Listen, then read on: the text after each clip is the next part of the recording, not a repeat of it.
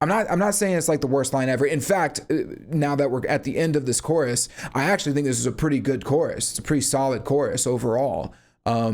Way better than the verse. I just think that one line, it's a little iffy for me. But anyway, regardless, yeah, this chorus and the idea that it's sort of espousing is really cool. And the idea is basically, where is your line in the sand, and what do you do when someone crosses it? When do you, what do you do?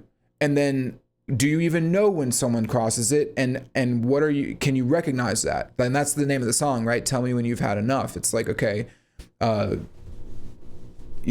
at what point does this person cross over your boundaries or your line in the sand, and you say, that's it? And then what do you do when that's it? So I think that there's a cool theme here. This is actually like, honestly, this is like a really, really good theme. This is a very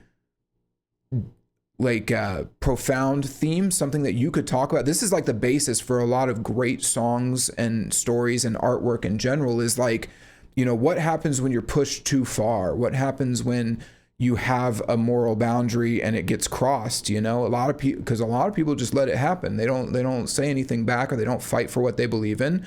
And, but some people fight hard. They fight real hard, right?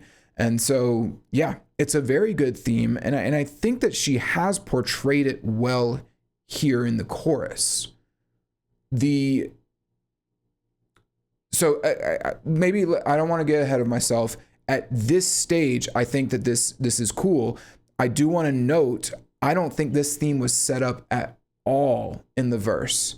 Now, I know that I get it. There's a conflict, etc. But like, obviously there's a conflict, but we don't have like, who is this adversary? Why are they trampling over your lines? What is your connection to them? How long has this been going on?